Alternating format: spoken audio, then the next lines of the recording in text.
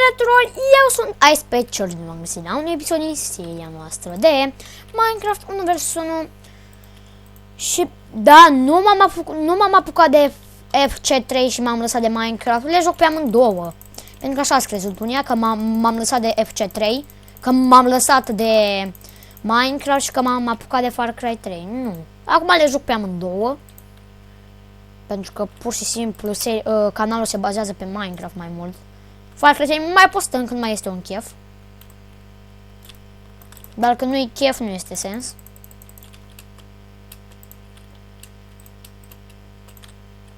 Înțelegeți voi? Și acum hai să batem pe tipul ăsta pentru că o să reușim.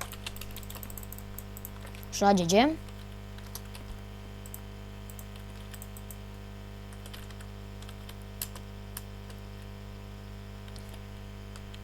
Ok. Acum hai să dăm pe rejoin. Da, au făcut niște update-uri ăștia. Se pare. Ce arena? Arena 11. Așa. Și da, că la asta iRap HL. Vai, dar ce triști, frate. De ce să spui numele unui YouTuber când poți să scriești tu un nume?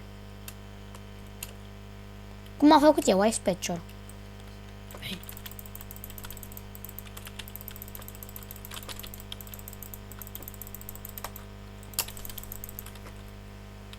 Așa. Și da, hai să mai jucăm. Scuzați că nu prea vorbesc, pentru că, după cum știți, gura mea nu prea mai tace, dar în ultima vreme sunt concentrat la joc. Chiar vreau să joc bine, ca să nu pierd. Oh my fucking god, mă bate.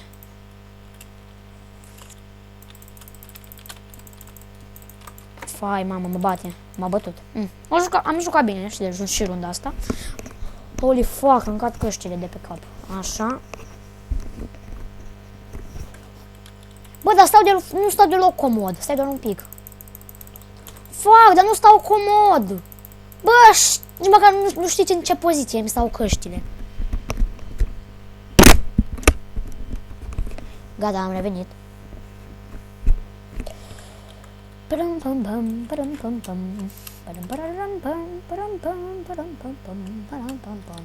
Nu știu, am văzut că FC3 nu strânge, Minecraft nu strânge.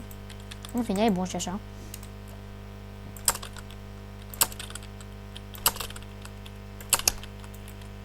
Mamă, da bonus. Bă, săgeata. Woo! Ce faci, mă, ești făcă? Opa, s-a enervat băjatul. Dar o să-și elect, vă dați și voi seama, sunt prea bun. Și nu știu, frate, să spuneți ce părere aveți, pentru că mi-a revenit numele și skin-ul Ice Patcher. Și nu, sunt fericit. Ah, ce m-a luat, prostul. Oh, ce l-am luat eu. Oh, nice! Asta înseamnă să fii pro la arc. Joc textura lui Red. Aia veche, nu aia nouă. Aia că nu veche, e o textură destul de șmecheră numită Blood Pack, pe care desigur că nu aveți în descriere, pentru că puteți să vă duceți pe YouTube și să scrieți, deci scrieți pe YouTube The Real Red Blood Pack și gata, vă da asta, din prima. Din prima. Puteți să căutați pe Google, pe YouTube, pe orice o găsiți. Ce praf e asta în arc? Oh, nice, bitches! Mi-a plăcut cum l-am luat pe prost aici. Mi-a fucking plăcut. Hai că ești rip din arc.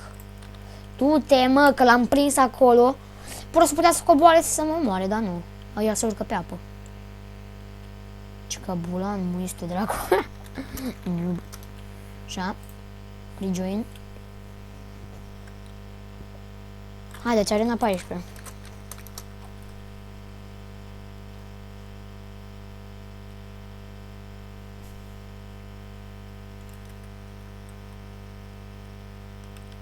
Că era fratele meu și te l-auzi, ce vrei bani, că era fratele tău, ce e Băsescu sau ce? A fost fratele, bravo lui, o jucat bine fratele. Bine, nu o jucat bine pentru că l-am omorât acolo, nu mai știu ce e cu el.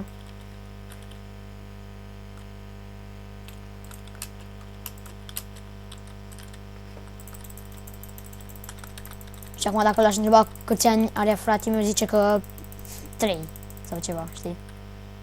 Da, l-ai bătut din cauza că avea 3 ani. Avea 3 pumni în cap. Mă lași? Știu că tu jucai. Sau poate că juca flatul, dar nu mă interesează deloc. Fuck. Nu știu, aș fi jucat pe MKSG ceva. Și aș fi filmat cu Fraps, dar nu. Pentru că Fraps... Mă, frate, Fraps prinde mai puține FPS-uri ca Bandicam și nu știu de ce. În fine. Hey, the policeman, although I know trouble. Da, și m-a întrebat cineva, Ice, dar de ce nu folosești tu... De ce nu mai folosești intro? Bă, da, asta e adevărat. E o întrebare chiar bună. Pentru că, la care pot să vă răspund chiar foarte ușor. Păi, în primul rând, vreau să vă zic că... Ce dracu? În primul rând vreau să vă zic că eu fac chestiile astea deoarece în aceste 10 secunde se poate întâmpla ceva foarte șmecher. Știi? Și de ce să irosesc 10 minute pe un intro pe care cred că vă plictisiți de o grămadă de ori? Îl pun la început la toate videoclipurile, adică îl pun la început. După aia la toate videoclipurile nu-l mai pun. Eu așa vreau să procedez pentru că e plictisitor să vezi pam, pam, pam, pam, chestii ce mai dă pe acolo și gata. Știi? Asta e intro. Nasol. E că nu e că e nasol intro, dar folosesc doar așa. Când am o dispoziție bună. Acum nu am deloc o dispoziție bună. Pentru că am școală. Și am avut și de învățat. Dar măcar am ore de la 1. Ia uitați câte ceasul. Și da.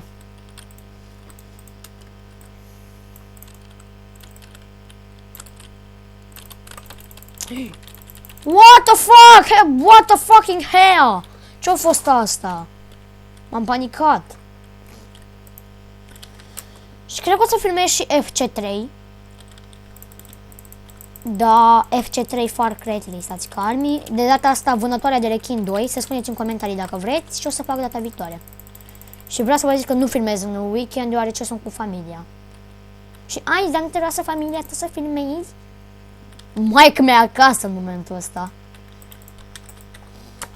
Și da, asta e ideea. Că eu filmez acum